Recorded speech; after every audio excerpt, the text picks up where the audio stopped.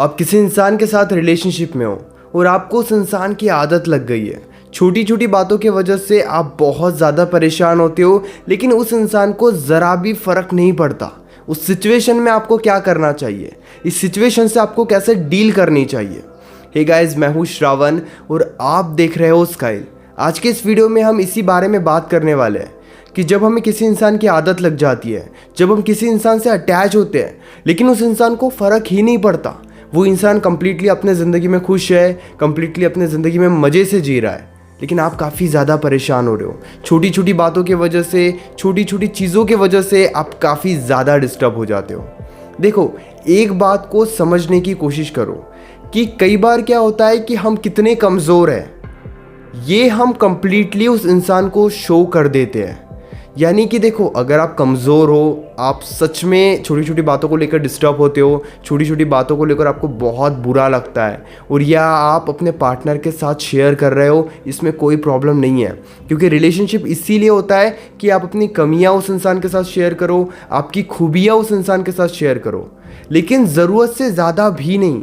अगर आप खुद को उस इंसान के सामने कम्प्लीटली कमज़ोर बना के रखोगे, भली दुनिया के सामने एक अलग इमेज है आपकी, हो सकता है कि आप दुनिया के लिए तो बड़े स्ट्रॉन्ग पर्सन हो, आपकी इमेज काफ़ी अच्छी है, आपका स्टेटस काफ़ी अच्छा है, लेकिन अगर उस इंसान के सामने आप खुद को कमज़ोर बना के रखते हो, ज़रूरत से ज़्यादा कमज़ोर बना के रखते हो, छोटी छोटी बातों पर रोते हो, छोटी छोटी बातों पर उस इंसान से भीख मांगते हो, माफ़ी मांगते हो, तो क्या होगा, आपकी एक्टिविटीज़ को वो इंसान कम्प्लीटली इग्नोर करेगा।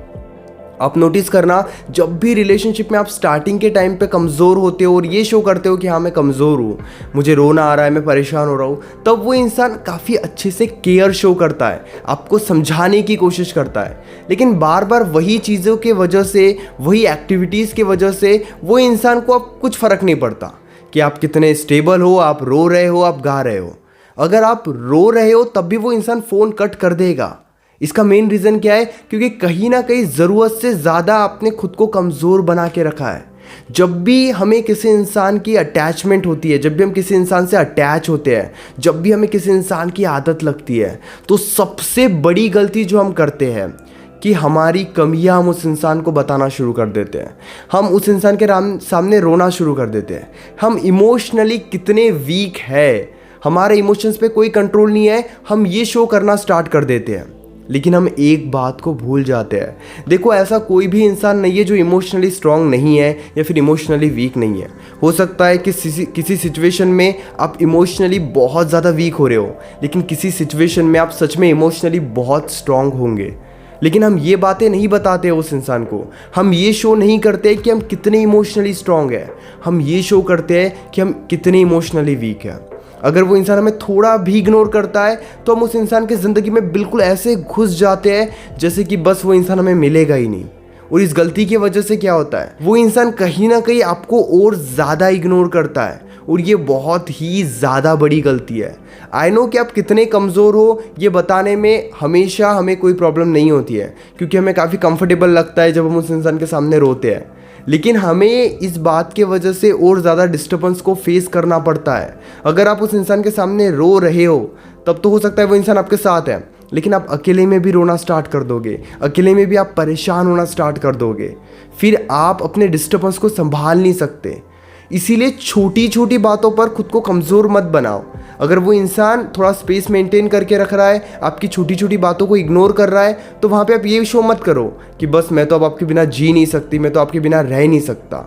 मैं ये नहीं बोल रहा हूँ कि आप अपने फीलिंग्स को अंदर रखो, लेकिन आप अगर फीलिंग्स को गलत तरीके से बताते हो तो ये भी सही बात नहीं है। इस वजह से भी आप काफ़ी ज़्यादा परेशान हो सकते हो। अपने फीलिंग्स पर, इमोशंस पर कंट्रोल करो और अपने पार्टनर को भी ये शो करो कि हाँ, आपकी फीलिंग्स पर, आपके इमोशंस पर आपका कंट्रोल है। अब अगर यही शो करोगे कि आपका कोई कंट्रोल नहीं है, तो पार्टनर तो आपके साथ ऐसा करेगा ही करेगा। शायद आप भी पार्टनर के जगह पे होते तो आप भी ऐसे ही करते। हमेशा उस इंसान को अपनी कमी बताने से बेटर है कि अपने अंदर की क्वालिटीज़ भी उस इंसान को शो करो। अगर छोटी छोटी बातों पे आप डिस्टर्ब होना स्टार्ट कर दोगे, रोना स्टार्ट कर दोगे, तो पार्टनर तो आपसे दूर ही रहेगा, पार्टनर आपके साथ नहीं रहेगा।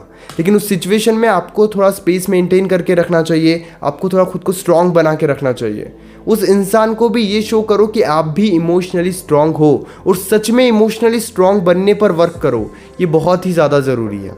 मैं ये नहीं बोल रहा हूँ कि आप इमोशनली अंदर से बहुत वीक हो लेकिन आप ये शो कर रहे हो कि आप इमोशनली स्ट्रांग हो, इससे भी कुछ नहीं होने वाला।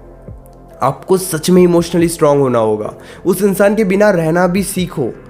क्योंकि अगर आप पूरी कमी उस इंसान को बता दोगे, ज़रूरत से ज़्यादा उस इंसान से अटैच हो जाओगे, आदत लगा लोगे, तो आपको काफ़ी ज़्यादा डिस्टर्बेंस होगा और इस डिस्टर्बेंस से फिर आप बाहर नहीं निकल सकते। ये समझने वाली बात है, ये आपको समझनी ही होगी। अगर उस इंसान को फ़र्क नहीं पड़ रहा है तो कहीं ना कहीं हम उस इंसान को ट्रेन कर रहे हैं। अगर वो इंसान रोते हुए देखकर भी आपको इग्नोर कर रहा है तो वहाँ पे आपका रोना गलत है। मुझे पता है कि डिस्टर्बेंस बहुत ज़्यादा है, लेकिन खुद की वैल्यू को इस तरीके से कम मत करो। जहाँ पे भी लग रहा है आपकी फीलिंग्स की, इमोशंस की उस इंसान को ज़रा भी परवाह नहीं है, वहाँ पे फीलिंग्स इमोशंस शो करके केवल और केवल आप ही कमज़ोर बनोगे और पार्टनर को फ़र्क नहीं पड़ेगा। पार्टनर को ट्रेन करना बंद कर दो। जब भी वो आपको इग्नोर करे उनके सामने रोना बंद कर दो, अलग अलग तरीके से उनसे कांटेक्ट करना बंद कर दो। जब लग रहा है कि सच में वो इंसान इग्नोर कर रहा है, सेल्फ कंट्रोल करो।